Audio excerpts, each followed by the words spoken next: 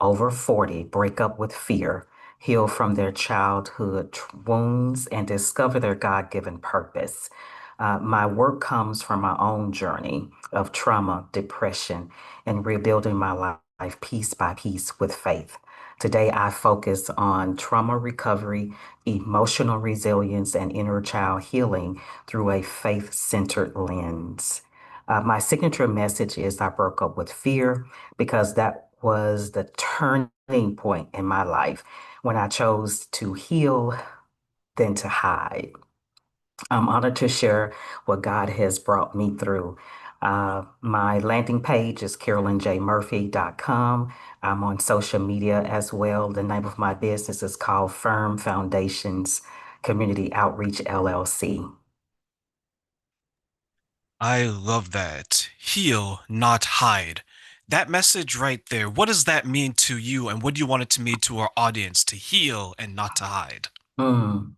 Well, the thing is, when you've endured uh, childhood trauma or any trouble, childhood or any trauma, childhood trauma specifically, we tend to hide behind the fear, the shame, the guilt. And when you decide not to face it, that's hiding. But we don't realize those things take root in our soul, and those things keeps us shrinking. So we don't speak up for ourselves when we should speak up for ourselves, whether we in relationships with our family, friends, or romantic relationship, we tend to just shrink and let the other person do what they want to do. And so that's what I mean by hiding. But when you hide, it's like a piece of you. It's like a piece of you constantly dies. And you can spiral at that point. And that's part of the reason why the rate of suicide has increased because you just continue to not, you refuse to accept where you at so you can do something about it. Yeah, so many of us hide, and I look at some of the reasons in my life maybe that I was hiding instead of healing is you have, am I worthy of the healing journey? Am I worthy of people who are further along the healing journey? Who am I to even ask more of others, let alone ask more of myself? What do you then think are maybe some of the obstacles that people face when they want to stop hiding and to start healing? Well, the biggest thing that is stigma, stigma of mental health and its resources, and specifically in the faith community. I think that's a big obstacle. And so the lack of knowledge. So the lack of knowledge also feeds into this to the stigmatism. And but we as Black people, this is something that we've always endured. There's so much trauma, and we just, as our forefathers have told us, our grandmothers and great grandmothers, what goes on in the house stays in the house. We don't need a doctor for this and that. And it's like we can't keep doing that. It's one thing, you know, it's one thing to have to survive through something, but we live in a different time now where resources is abundant. And so that we can choose to push through the fear and overcome the obstacles. Would you say that maybe sometimes our childhood experiences, which causes us trauma, there's a little bit of shame and guilt because if you're black, if you're white, immigrant parents, there's some people may feel that we don't talk about this, Carolyn. We don't talk about that terrain. What happens in the house stays in the house. And if they're going to bring it forward, there's a little bit of shame. Oh my God, am I saying that my mom and dad are bad? There's a little bit of guilt. Oh my God, how are people going to view my family? Do you Mhm. see that impacting people, the shame and the guilt aspect of it? Of course, that is why I'll say 99% of us stay in where we are, in the position where we are, because I am a survivor and thriver of childhood trauma. Part of my story, my history, is being molested by an adult man. And so if you've experienced that type of trauma, opening up and telling your story is like, no, it's taboo because it's like when you start telling your story, that means you're opening up who this person is. And family wants to keep things hidden like that. But when you keep things hidden like that, that gives the predator more space to continue what he's doing. How were you able to overcome that situation and the emotions associated with it? Well, it took years. That's why my target audience is women 40 and older because we tend to carry that type of trauma for decades. And not until you get to 40, you start thinking, okay, my life needs to change. Some of us, like for me, I'm the oldest of six children. So I became a fixer. I became an overachiever. I learned how to hide behind a mask. I became a workaholic. So we hide behind these things, but but we look good on paper. We look good in front of someone. But when you go home with us, the inside is dying. And so that's why I have to tell my story to let them know there is life on the other side of trauma, but you've got to do the hard work and the heart work. Yeah, they'll say that some of the sexiest people are the most damaged or traumatic, right? Right? There's this Yes. old saying, right? Like, Hmm. I'm pardoning my French for those who maybe don't want to close their ears to this profanity, but, the best ass is a crazy ass and the crazy ass is a best ass, right? Right? Like, there's that joke that people will say Yeah. because when there's a little bit of spice to Yeah. the person, right? There's a little bit of drama to the person. It pulls people in. But what you don't realize as you get older, as you get 40, as you get midlife, you're like, oh my God. Yes. Did I spend 5 years with this person in my 20s? What was I thinking?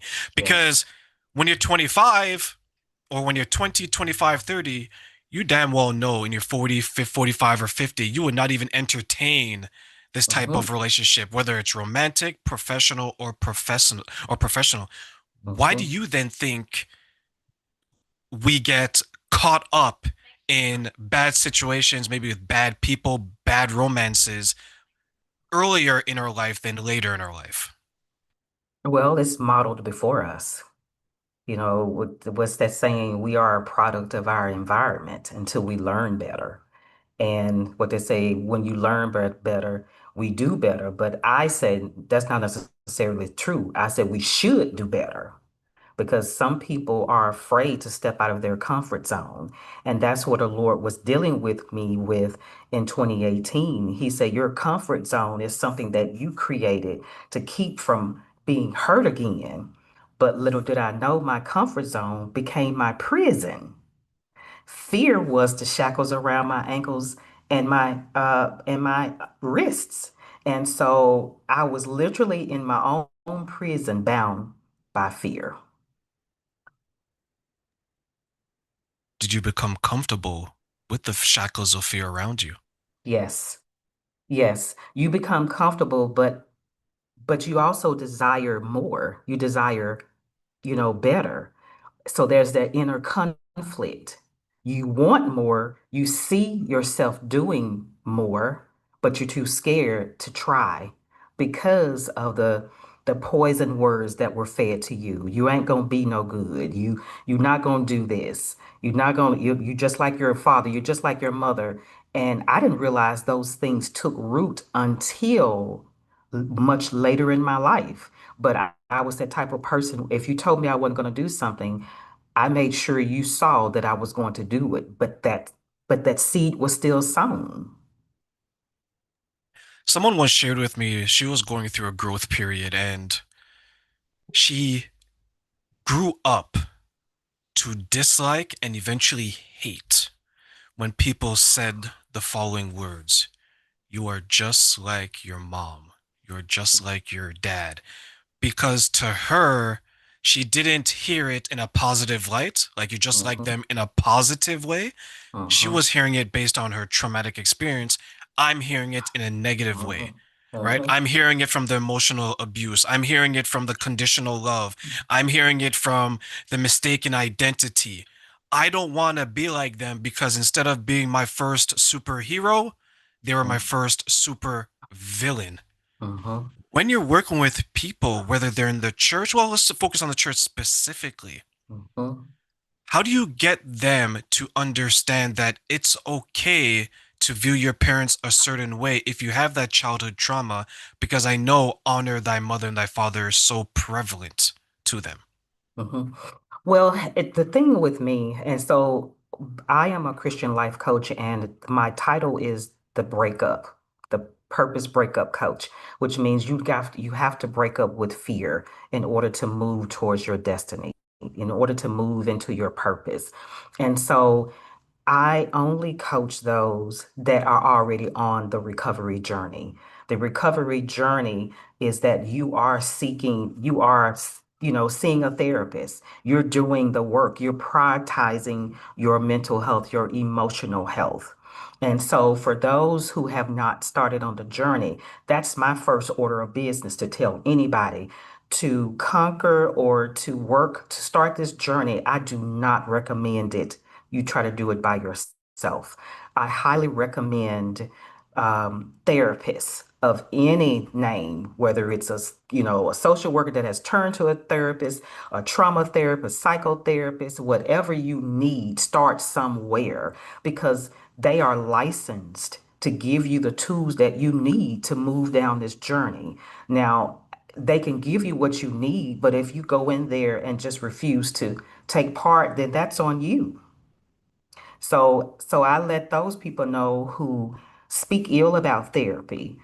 Okay, the cost of you refusing to move forward is higher than the cost of moving forward.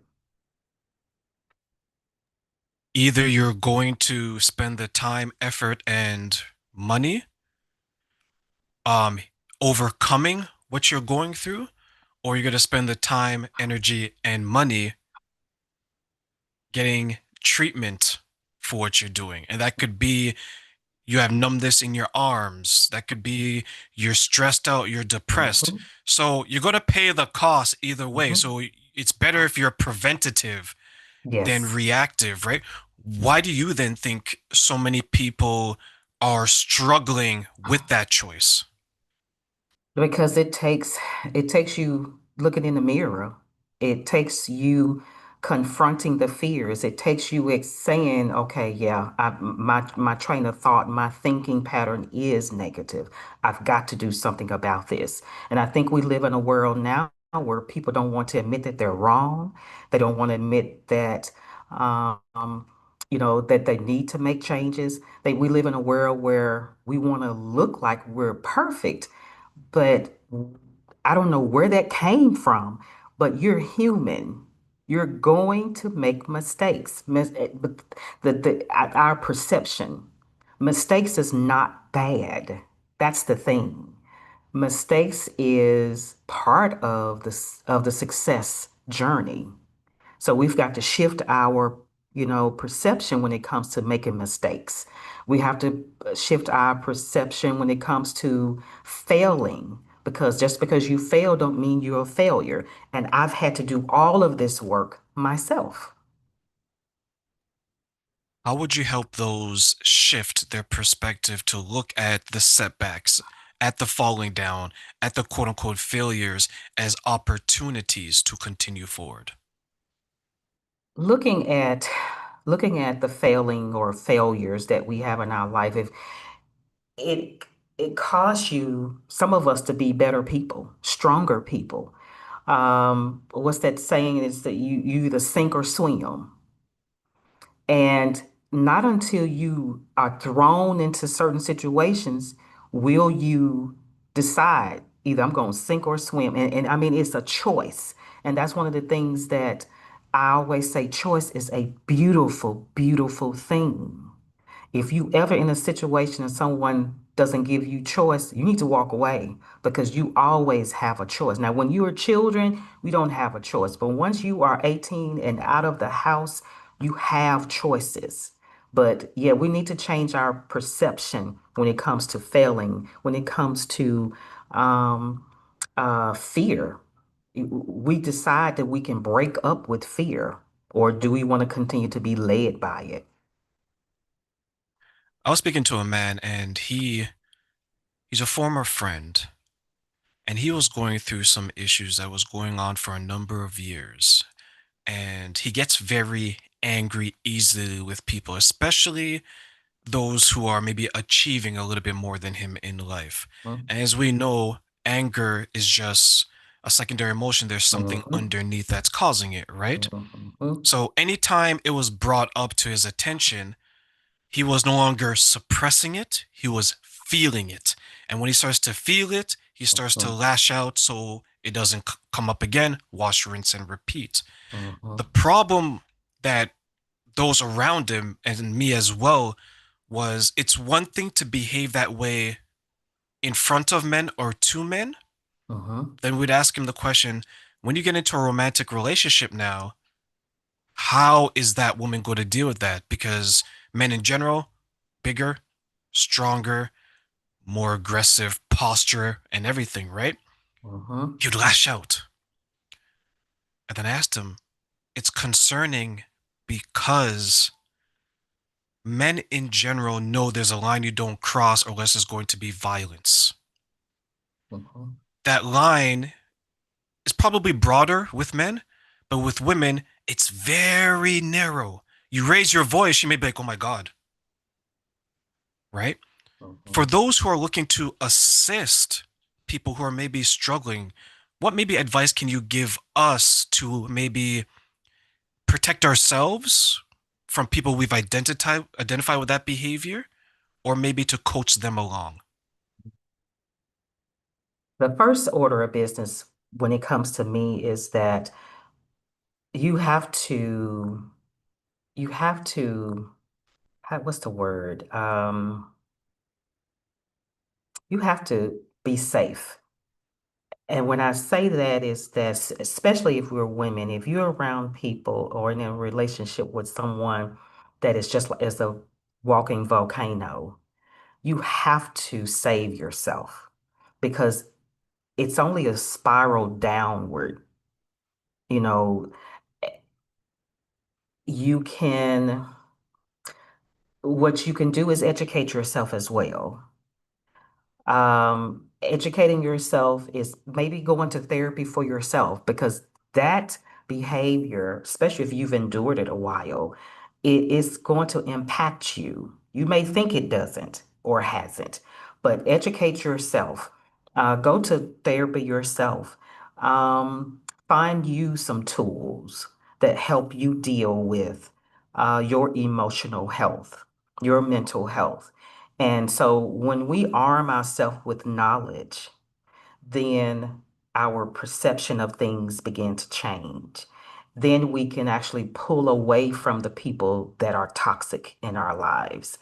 If you are if you're a faith based person or a believer, then you pray for that person, but you must separate because I've seen too many articles. I've seen too many news, news lines where people that are so angry with themselves, they leave themselves open to spirits. And these spirits, they don't see you as a relative. That's why there are people that's, a son or a daughter that is unaliving parents, unaliving siblings. So it's just going to get worse before it gets better. So I just encourage you to educate yourself and separate yourself. It's like you mentioned earlier about breaking up, right? Like sometimes you have to break up with that friend, Yes. Because it, right? it it harms you. His even if that person never touches you, just the walking on eggshells every time you're around that person, it does something to your psyche. You don't know what to say, how to say it, if you want to say it. You can't live it like that. Also, those who are going through that, ask yourself this question, because I've asked this question of myself when I was making a shift in my life and I began to put distance between myself and those who didn't demonstrate the behaviors I want around me.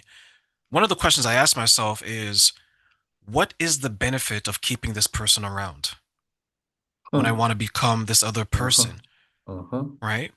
And then I came up with this saying that are you being loyal to people or are you being loyal to behaviors? Mm. Because there is a difference, right? It's like Mhm. someone you find out, and maybe you've seen this, right? You look at their friend group, and that person's an abuser. Mhm. This person is an addict. This person's Mhm. a cheater. And then Mhm. you look at this other person. Well, Carolyn, I'm different. Well, Mhm. how? Yeah. Right? Yeah, you know what's that saying? Birds of a feather flock together. You guilty by association. That's right. You So you are the it sum of the five people around you. that's it. That's it. And the word says, what does light and dark have in common? So if you are a believer who is striving to live a better life, to become a better version of you, you cannot continue to move forward and you're dragging this person behind you or you carrying this person. We just can't do it. And that's something that I had to go through this year, really for the last few years, but it really hit me this year that we have to let go of people, as we were saying. And so with me, I equated letting go, and I'm dealing with this with my 27-year-old son.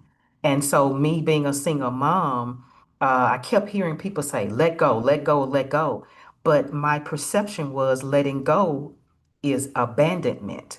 And I had to, so it wasn't about my son, it was about me projecting off on him. And I'm like, oh, wow. But all along, the Lord kept telling me, let him go. And the Lord had to come back just within these last few months. He said, letting go is not abandonment. He said, you're releasing him to me, and I'm the one that has the power to keep him.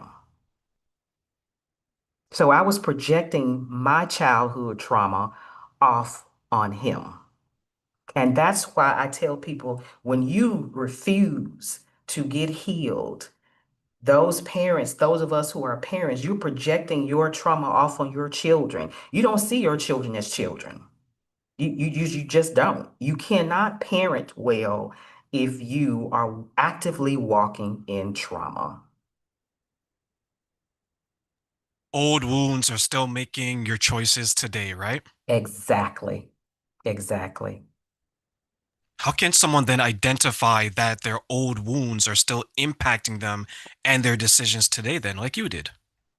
I mean, just sit back and take an assessment of your life because you are the expert of your life.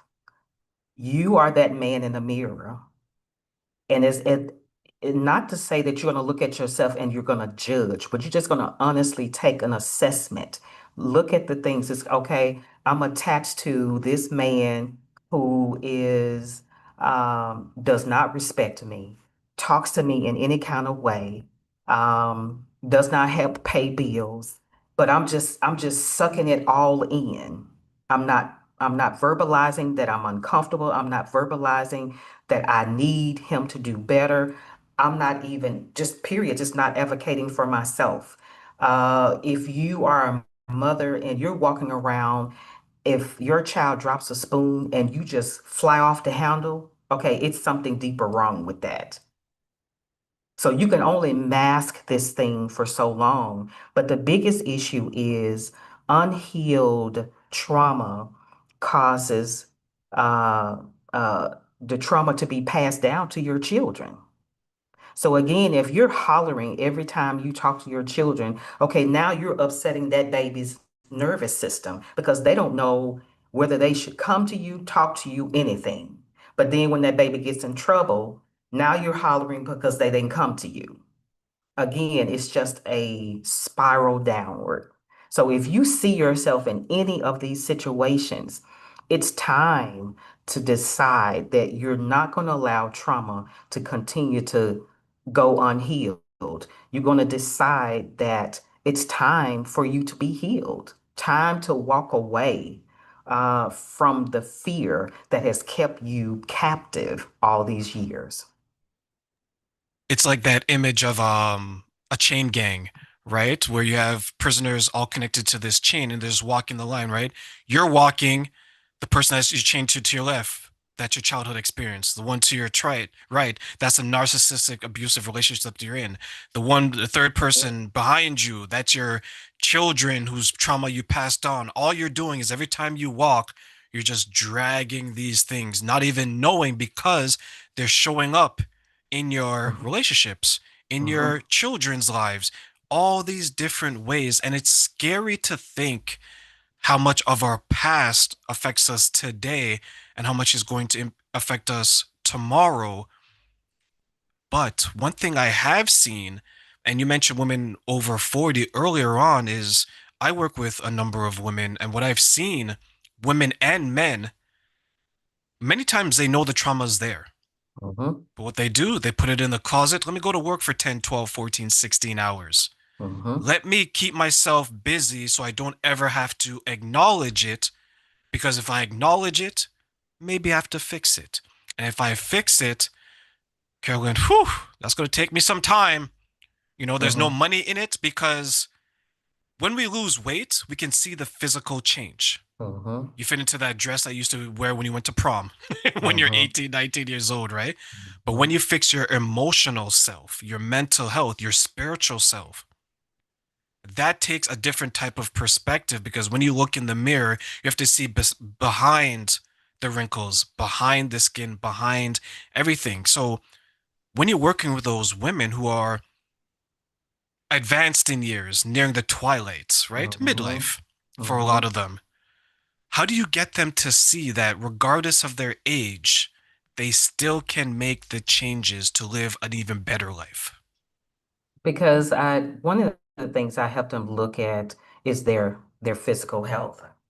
The trauma, because what's is that, it lives in our bodies. So if you suffer from high blood pressure and you have unhealed trauma, 9 times out of 10, your high blood pressure is connected to your trauma. Because when you are walking in and you're unhealed, we normally we normally do negative coping. Our negative coping could be overeating.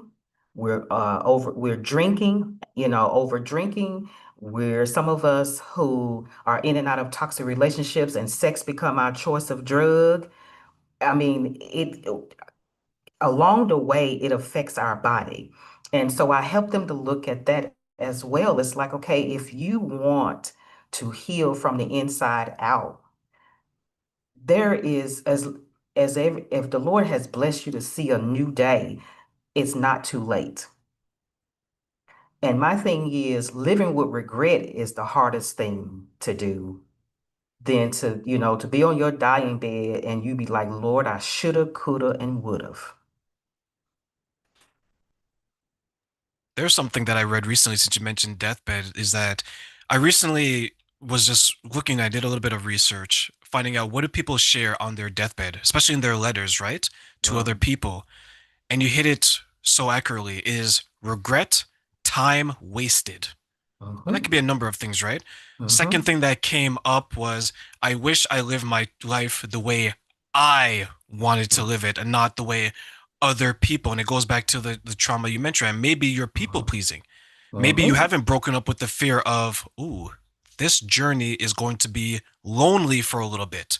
6 months, 1 year, 18 Mm-hmm. months, 2 years, right? Mm-hmm. When you're going through your journey and the people you work with, how lonely can that journey get? Oh, it gets pretty lonely. And like right now for me, because I'm 53, and in 2018, I remember the Lord coming to me and told me that He did not want me to get into another romantic relationship with a man. Well, sex was my choice of drug because of all the unhealed trauma that I dealt with. And so my thing is you have to prioritize not only your mental and emotional health, but you have to prioritize, if you're a believer, your relationship with the Lord. And so if you decide to walk this journey, just know it's going to be some lonely moments, some lonely years, because people are not going to understand you. They're gonna wonder, why are you doing this? Why are you changing? But the thing is, those people who get mad at you because you're changing, those are the ones who loved you while you were broken, and they can take advantage of you. Mm-hmm. That is so accurate, right? Like when you're broken, there's people that benefit from you staying that way. How many Mm-hmm. times have we heard that people are like, "Oh, I'm going to improve my life." And then you hear someone say, "No, no, no. You're okay the way you are. Just Mm-hmm. stay," because there's an investment in you to Mm-hmm. be, and I spoke about this earlier today, dependent or codependent on someone else, Mm-hmm. right? Mm-hmm. You mentioned what you were using as your drug, right? You mentioned Mm-hmm. the sexual part. Do you see women falling victim to that using sex and Yes. maybe intimacy in their life when they're starting their journey out? Yes. The thing is, I mean, it's not hidden. Black women are so overly sexualized. I mean, it hurts for me to even look at it. But God has helped me to realize, if you, and it starts as a little girl, if a little girl or boy, for that matter, has been touched in any kind of way, their behavior, again, if you're an unhealed parent, you're not going to see any of this. But you tend to dress, provocative. You're showing everything. You're jumping in and out of relationships with toxic men and or women. Um, and again, the more you lay down with a person, the more empty you feel. And you wonder why you're feeling empty. It has to stop. You have to make a decision.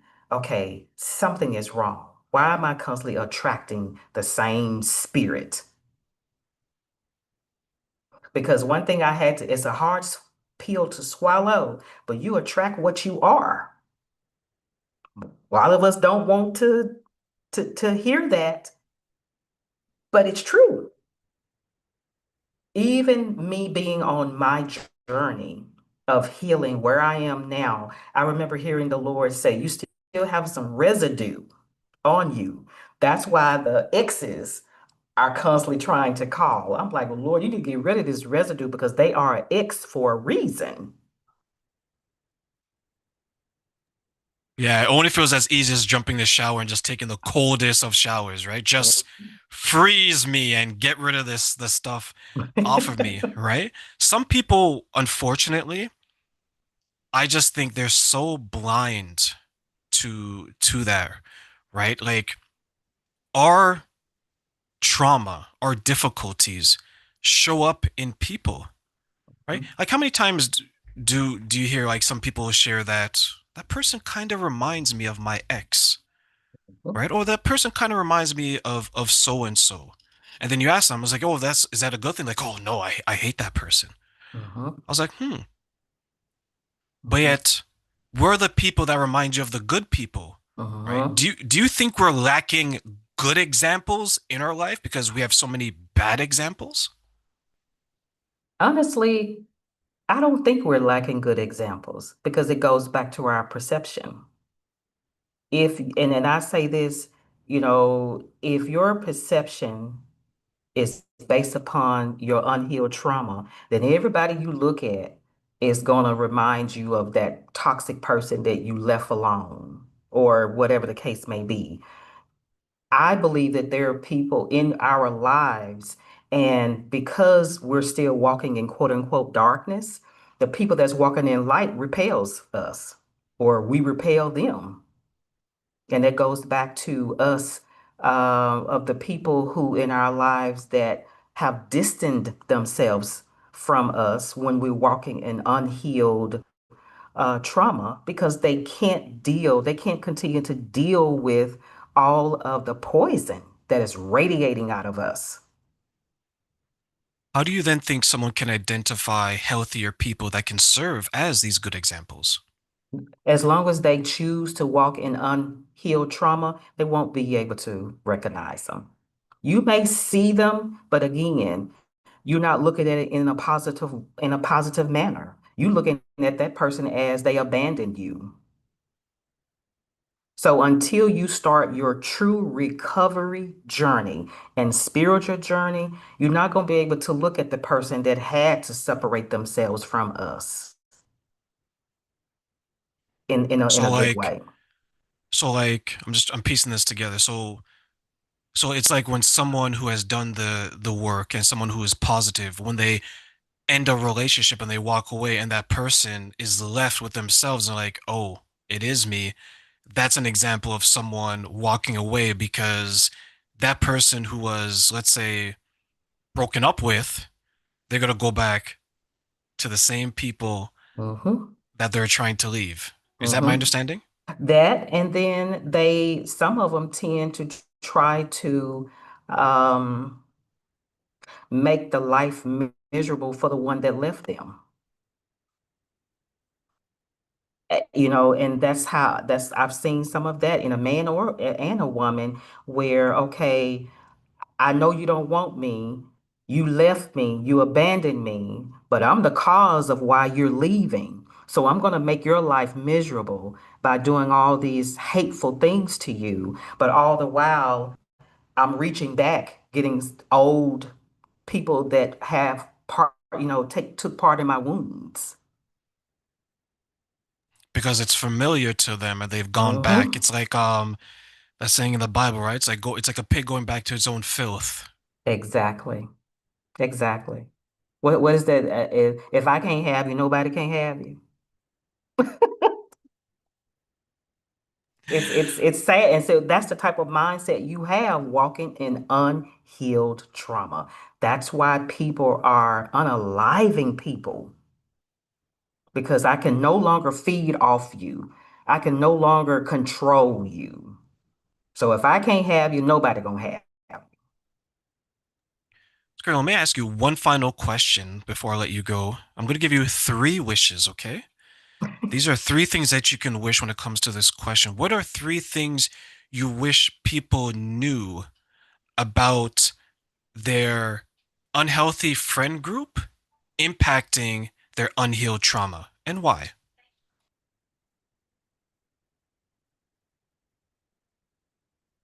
One thing that I want them to know is that if you'll never discover your purpose. Continue walking in unhealed trauma. If you know that or feel that you are meant for better, you'll never realize what that purpose is, what that wonderful thing is until you decide to seek the help that you need. You'll never realize it.